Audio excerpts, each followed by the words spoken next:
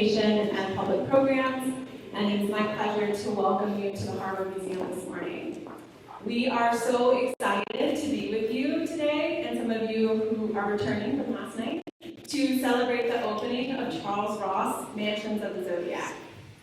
Thank you for being such generous supporters of this exhibition and of the Harwood. We are truly grateful to be in community with you. We are thrilled to welcome Charles Ross back to Taos and to have this opportunity to hear more about this magnificent body of work, which has never been shown in its entirety before. This exhibition invites us to ponder our place in the universe and the timeline of the natural world. Seeking meaning in the cosmos is an inherent human curiosity without a singular conclusion. Indigenous peoples, including those whose lands we occupy today, have a rich history of observing the sky and documenting the events and stories of significance in their culture. As we sit in this gallery among these monumental maps of the cosmos, I want to take a moment to acknowledge that we are on the historic homeland of the Red Willow people within the original territory of Taos Pueblo. As a sign of our humble respect, we recognize the unique and enduring relationship that exists between Indigenous peoples and their traditional territories.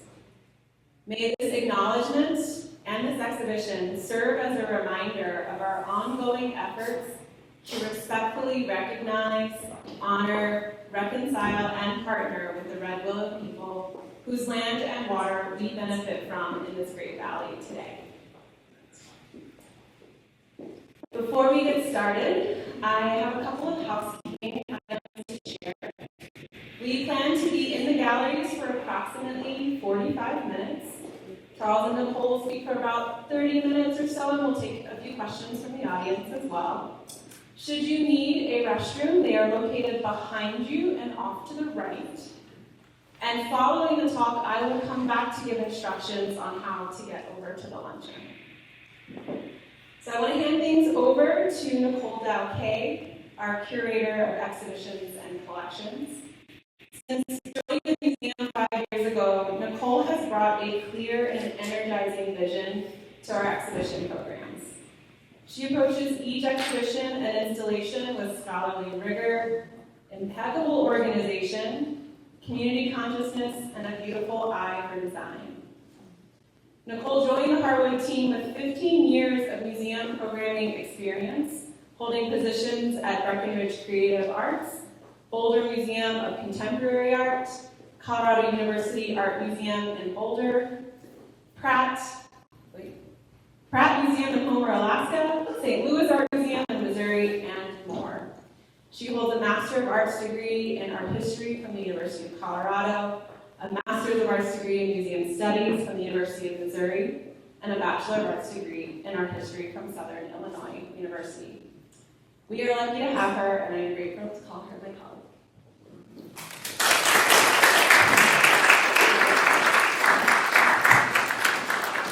Thank you all for joining us for this special conversation with Charles Ross in conjunction with the exhibition Charles Ross Mansions of the Zodiac. A special thank you to Charles for being here to share insights into his remarkable career and artistic vision, and to the sponsors that make this exhibition possible: 203 Fine Art, Joyce and Sherman Scott, Montnier Charitable Trust, Lori Medley and Randall Johnson, Gus Foster, Sherry Livney and Steve Hanks, Taos County Lodgers Tax, Dora and Carl Dillistone, Janet Holberg, and Sean Berman. Let's give them a round of applause.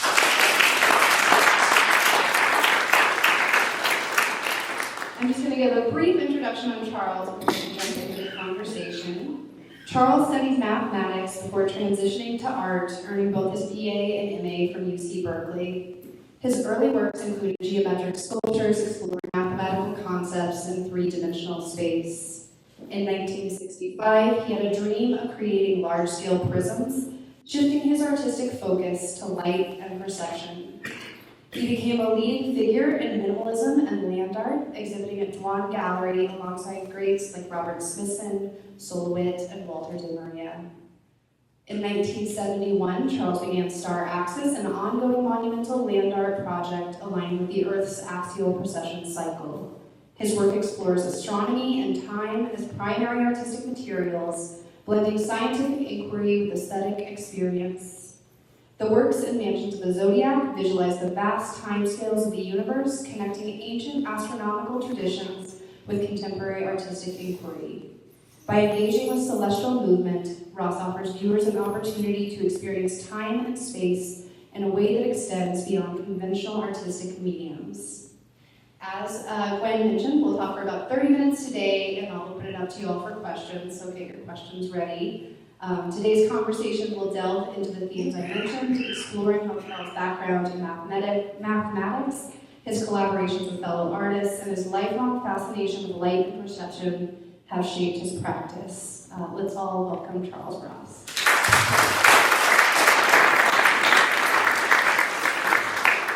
So I'll jump right into our questions. Charles, you described a pivotal moment in 1965 when you dreamed of making large-scale prisms. Can you talk about how that vision shaped your practice from that moment forward? Well, it was such a strong dream. It was engineering drawings for how to build a large prism, liquid filled. And when I was doing them, they were the largest prisms that existed in the world, I believe. It just switched me into light. When I first started out in sculpture, I did welded steel sculpture coming out of mathematics. And the transition from math was, I realized I had to make a two units up to graduate in mathematics. I was in my senior year, and they were pestering me, and I wasn't interested in liberal arts at all. But they said, you have to do these 2 units. So finally, my advisor said, why don't you take a sculpture course? Nobody will notice what you're doing. You can do mathematics, you can fool around in your writing. All you need is a pass or fail to deal with this, and you'll be free to move on with your math progress. And after I took this course, 2 months later, they called me and said, what happened to you? Because my grades had gone from an A to a C in mathematics. And I told them sculpture.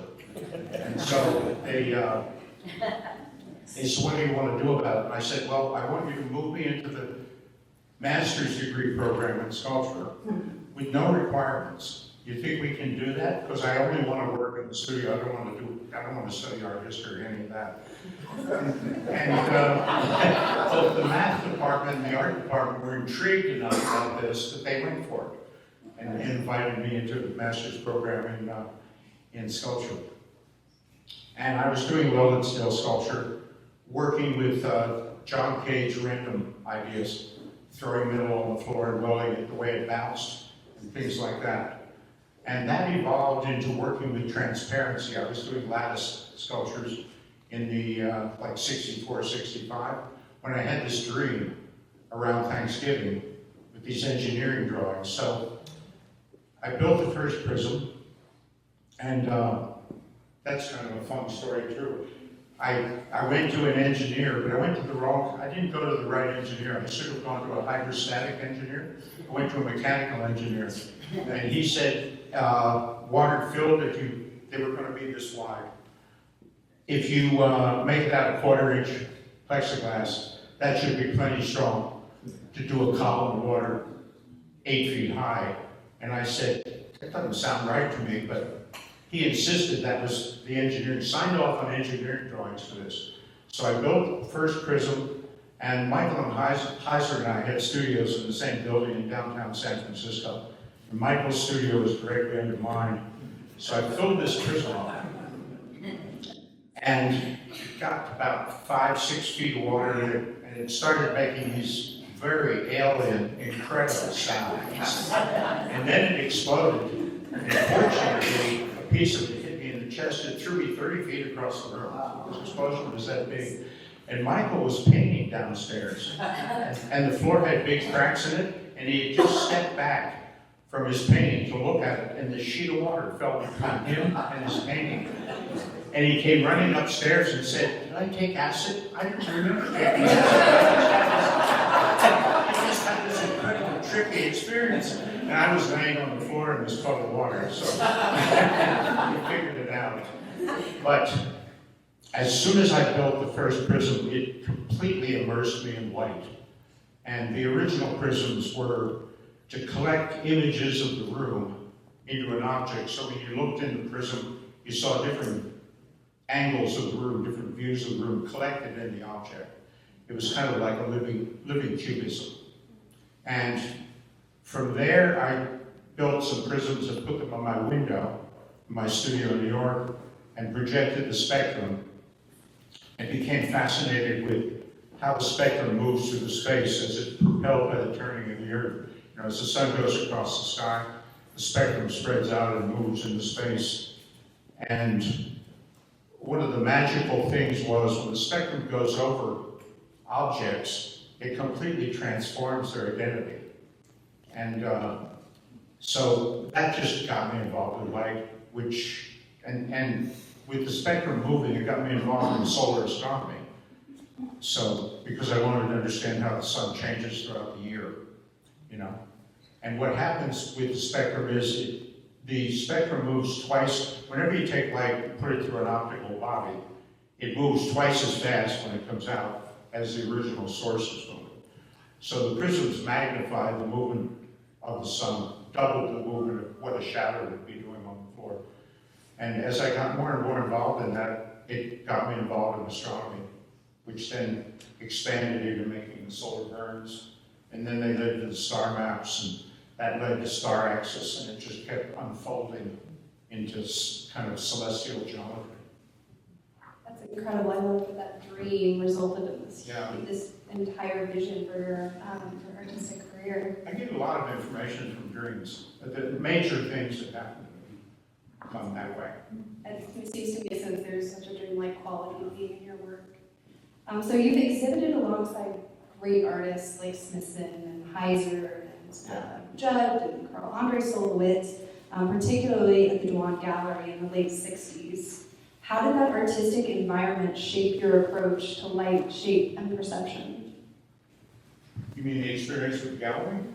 Alongside those artists? Well, the Dwan Gallery was a very interesting place. It was, there was continuous dialogue in Virginia's office. Artists would just drop in and out, and the conversation was nonstop and always evolving. And the attitude to the Dwan artists was pretty much experimental. It was sort of like their studios were laboratories. Nobody expected to sell anything. So we were just experimenting with what art could be, you know, and how to expand the parameters of art out further. So that was pretty much it. It was very lively and, you know, and open, just open to evolve and experiment. Nobody was worried about making objects to sell. You know, wasn't really any market at the time for this stuff, so.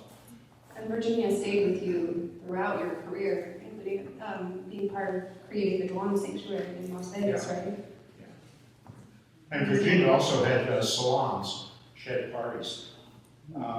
Pretty frequently where all the artists gathered, and then other people came in. A lot of scientists came in to her thing, so there was a lot of exchange, kind of disciplinary exchange between different kinds of people.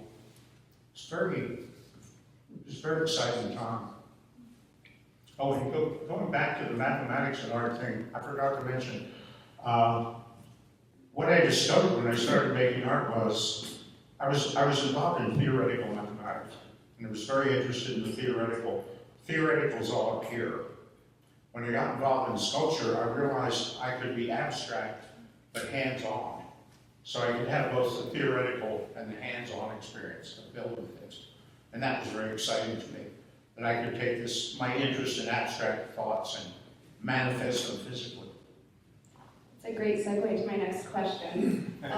So Mansions of the Zodiac, the series that we're sitting in, explores the precession of the equinoxes, a cycle spanning 26,000 years. What drew you to this astronomical phenomenon, and how does it inform your artistic philosophy? way I got involved in precession, this 26,000-year cycle, I had gotten Peter Tompkins, I got an original copy of Peter Tompkins' book before it was published, which was called The Secret of Great Pyramids. And it was all the mathematics and geometry and star collection around the Great Pyramids. My interest was, I had read in some esoteric material that the pyramids were actually painted in stone. And I was exploring that, and Tompkins had some information about that. And I was making drawings of it, and I ran into precession because the pyramids are aligned with precession.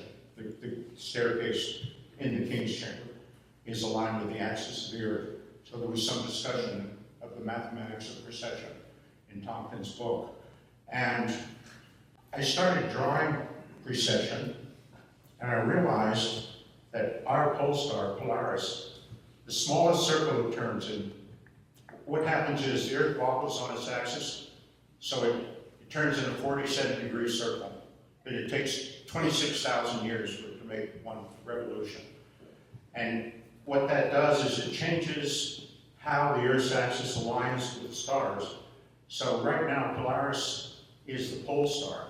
But in time, as the Earth's axis moves away from Polaris, different stars become pole stars over time. And I got involved in how Polaris changes.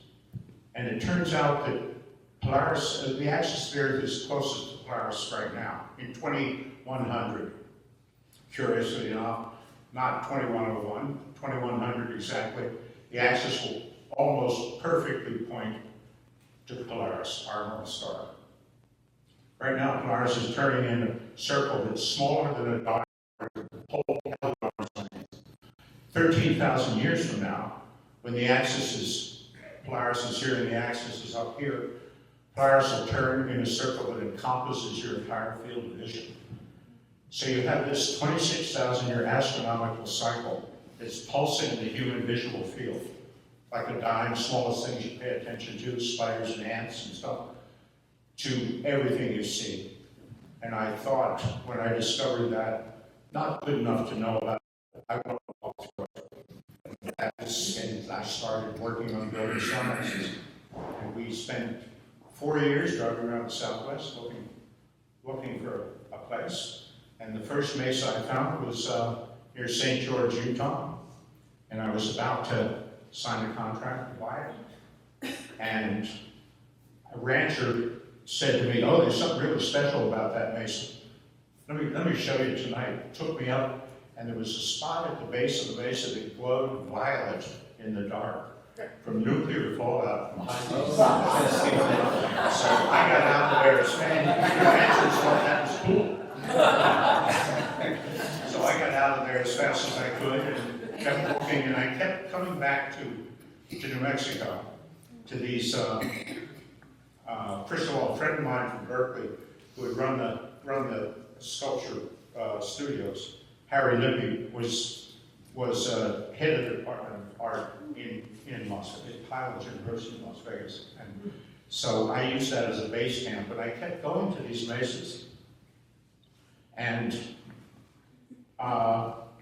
they were perfect, they felt great. And I was looking for some kind of specific qualities, but which I couldn't name, but I knew I would know when I saw them. And these mesas had those qualities. So I was on this mesa, 40-mile visibility, not a building in sight, and a cowboy came up over the side and looked like the Marlboro Man on a perfect water hose. And he was concerned that I knew that mufflers start grass fires. I had a Volkswagen up there, and I was parked over a rock, because I already knew this. So he was very happy to see that. And it was Miles Culbertson, and W. Culbertson was a pretty famous figure in New Mexico. He had run for governor of the state. He helped Lyndon Johnson form the Bracero ranch program, all kinds of things. So Miles said, "Oh, this sounds like," I told him about star axis, the idea. And Miles said, "Oh, that sounds like just the sort of thing my dad would be interested in." Give him a call, whipped out a business card. So, you're out in the ranch, 40-mile visibility, 30 miles from the nearest town, there's a cowboy who looks like a Mara man has a business card. This is like 1975. And so the next day I went to the phone booth in town and popped quarters in and called W.O. W.O. answered the phone and said, yeah, my son told me about that. Sounds real interesting. I'm going to a banking meeting. The plane's waiting outside the door. Could you describe it in 3 minutes or less? So I gave him the short pitch. And W.O. said, well, that sounds like just the sort of thing we need around here. How much land do you need? And I said, I need about a square mile. And I'll never forget his answer. He said, well, hell, we got plenty of those. Pick one out. And I said, don't you want to meet me first? He said, I don't have to. I love the idea. You got free range on the ranch. When you pick your spot, come and see me and we'll add it together. Incredible. And I can't imagine it anywhere else. It is so perfect. And W wanted to give me the land. And I said, well, I got to give you something back for it. I can't just let you give it to me. So he said, well, you know that hollow down there where I'm always getting the Cadillac stuff? Build me a bridge. So I built him a 20-foot wooden bridge in exchange for a square mile of land. It's a pretty good deal, even at 75. Amazing. Well, and we can shift to Star Axis a little bit. I know everyone has questions about it.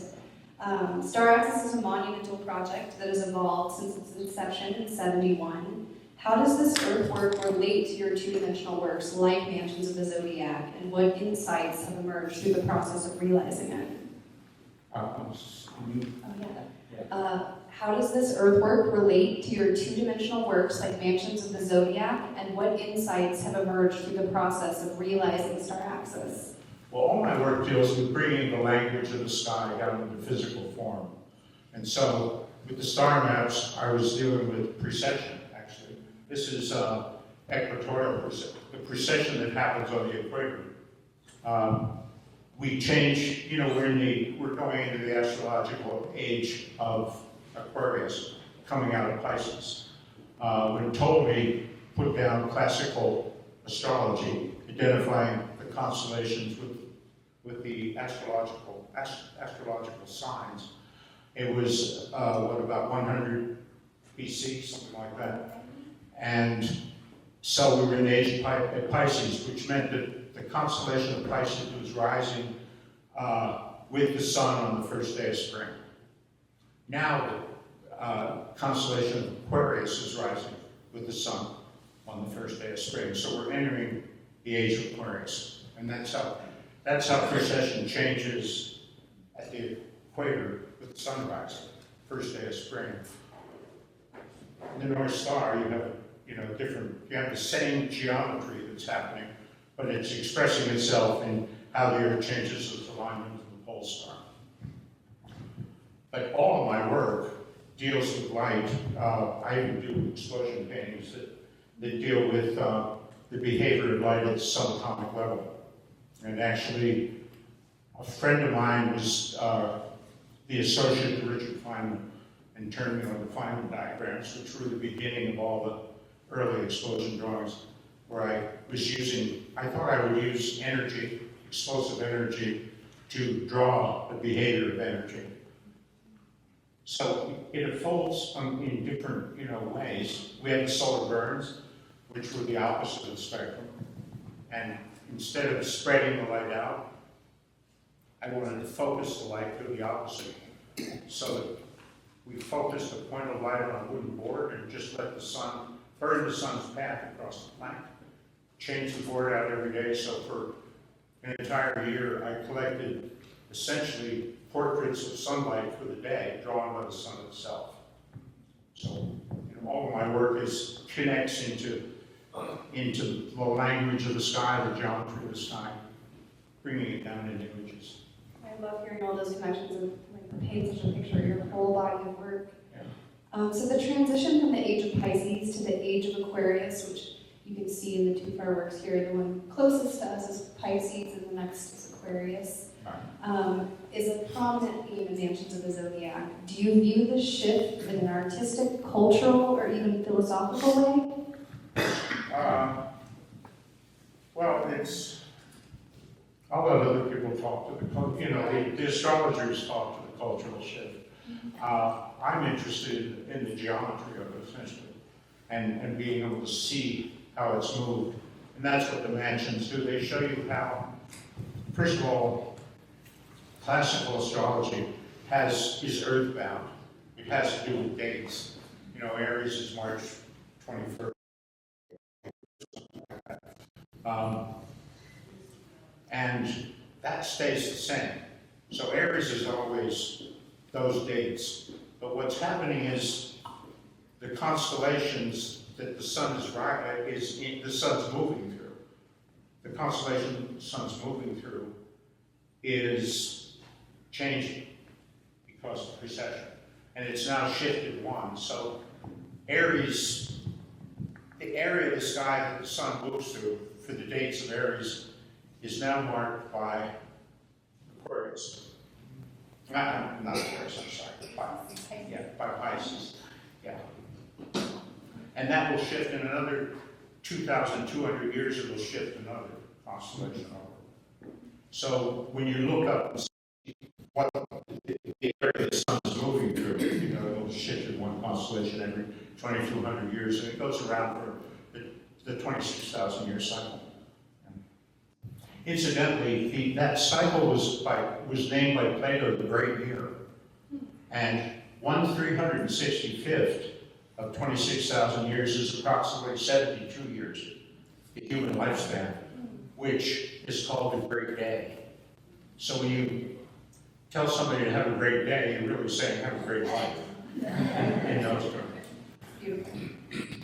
So shifting to the works that are sort of in the other gallery, the opening gallery, works like prism column and sunlight dispersion require time and movement for full appreciation. How do you think about time as a medium in your work? Well, time and light are so intertwined that if you're working with light, you're working with time. The spectrum is moving twice the speed of the sun, of a shadow in the room. The focus point of light with the solar burns is drawing a path across throughout the day across the light. In the dynamite drawings, time is involved in how particles behave when they interchange between light and matter. And star axis is many-dimensional time. It's the 26,000 year cycle. It's framed. The individual historical epics of the 26,000 year cycle, you can see inside as you walk up the stairs. The view from each stair represents a particular period of time in the history of the 26,000 year cycle, which incidentally the stairs have been dated by an astronomer at Washington State University, Woody Sullivan, in collaboration with the Naval Observatory. So we're pretty secure in our dates. And there you can stand on the stair gate of Cleopatra and see the size circle bars sort of turned in for her. She's been standing there looking at it. And then there's the solar pyramid, which deals with solar time. And inside the solar pyramid, there's an hour chamber where you can sit and view 1 hour of rotation of the Earth. The stars move from one side of the opening to the other in the space of an hour. I have a lot of people who come and meditate on that, on the hour. And then there's a shadow field out in front of the star axis, which collects shadow of the pyramid. So you're looking at the specific moment marked in time on the shadow field. So there's all these, in star axis, they're all of theirs. Yeah, it's an incredible experience to be there and feel so connected to these points in history, present and future at once. It's really amazing how you've achieved that. And also numbers are involved.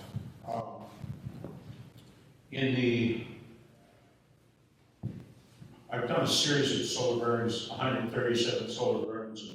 I've done a lot of solar burns that have been burned for 137 minutes. 1/137 is the fine structure constant in quantum physics. Nobody knows where this number comes from.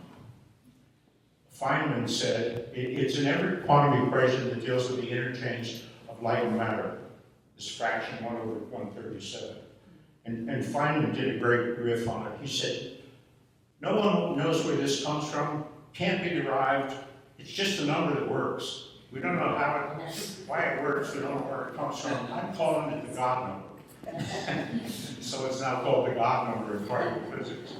But the interesting thing about the number is in Jewish numerology, Kabbalistic numerology, 137 is Kabbalah. If you turn Kabbalah into a number, it's 137. So maybe it does come from somewhere. I just have a couple more questions and then we'll turn it over to the audience.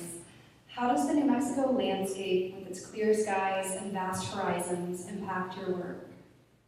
Well, the mesa was a perfect fit. When I was on the mesa, I realized what I was looking for, which was the experience of standing on the mesa is that your head is in the space of the stars, your feet are planted on the earth, and the horizon is your midsection. So it kind of prepares you for being connected to the sky. And Star Axis is really about having a personal experience of your star connection, discovering that I don't curate the experience, I just sort of provide the instrument. You can go there and see how it feels to you and how you connect to these alignments. That's beautiful. So as Gwen mentioned, this is the first time the Mansions of the Zodiac series, created in '76, has been shown together. As this exhibition opens, what does it mean to you to see these works presented together at this point in your career? I was surprised that it looked this good. I mean, they've been in storage since 1976, and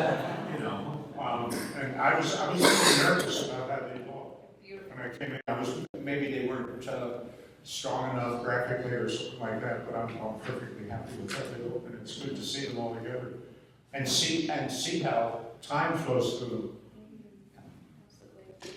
And this is all of them. This is the path of the sun through all the ages here. It's called the Weave of Ages. And every line represents a particular age in the 26,000-year cycle. Well, thank you for sharing all that, Charles. We're going to open it up to you. Does anyone in the audience have a question? You can raise your hand. I'm going to repeat your question into the microphone for our recording and so everyone can hear. So who wants to go first? I think you've explained everything. What's the yellow line? What is the yellow line? The The question yellow line is the sun. Right. Sun traveling through the stars for that particular sign. So the night sky is on the outer edges, right? Yeah. Any other questions? Kathleen? Yes, I understand that Star Axis is not complete and that it may not open to the public because it's on private land with no easement access. The question is Star Axis on public land without easement access? Is that a complication that you're trying to work through? How's it going to open? Or I think that's the question. Yeah, is it complete and will it be open to the public? it will be open to the public eventually. We hope to complete it this summer. But then I need to couple with an institution of some kind who will run it. Because Jill and I don't plan to be the gatekeepers taking tickets, so we need to set up a way to open it to the public. We have a guest house which will house 6 people overnight, and that's the model for that is actually the lightning field. And I think Walter got it perfectly. I've tested people at night up there. 6 people individually separate and go and explore the different chambers and have their own experience. If you have 10 people, it's a party. Everybody's happy together and they don't get the full experience. So we're going to limit the overnight group to 6 at a time. Any final questions? Jan? What are the blue areas, kind of cloud? That's the Milky Way. That, Yeah. I love how in some of them, I think it's Cancer, the Milky Way is just perfectly central. And you know, in New Mexico, on really dark nights in the winter, the Milky Way actually has an edge to it. The Milky Way has a sharp edge where it ends. And you can see that here in New Mexico, like on very, very dark nights. Usually winter when it's cold and completely clear, you can see the edge. And that's the edge that's drawn in. It's such a strong graphic element. It looks like it was artistically placed in all of these. Yeah. It's beautiful. These are, you know, to open up stars of this is a Berenberg star atlas, which was the entire sphere stars photographed by this astronomer, a German astronomer called Berenberg. And he had every observatory around the world photograph stars at the same time. So we could assemble an atlas of the entire starry sky, stars below your feet, stars above your head. And I used that to do this, but to open up the sphere, you have to either stretch it, which distorts the space, or you can cut the space open. And so we didn't distort the space. The space is exactly as it was photographed in these prints. And the distortion in the space is how they're opened up. In the back, the pieces that come in from the background. So the map itself is not distorted at all. The stars, the way they relate to each other and everything is exactly the way they are in the sky. If you take, these are 90 degrees of sky because there are three constellations. So if you take 4 of these and folded them together into a sphere, it would be a 6-foot diameter sphere, which is why I chose this atlas, because it's a human-sized sphere that it was photographed as. Santiago, do you want to be our last question? I was wondering how you make the solar prints. How did I? How do you make it? What's the process? He's asking about the big light powder process. Yeah, it was, I got hold of the last existing original Xerox machine. In 1930 something, I think. And it used puffs of bakelite powder. Actually, what they were using was ground up telephones. And they actually have dimension. I mean, please don't touch them, but they have you can feel them on the surface. And so they have a physicality in the print. And we use that to translate the photographs into these on a rag paper and then glue down to canvas.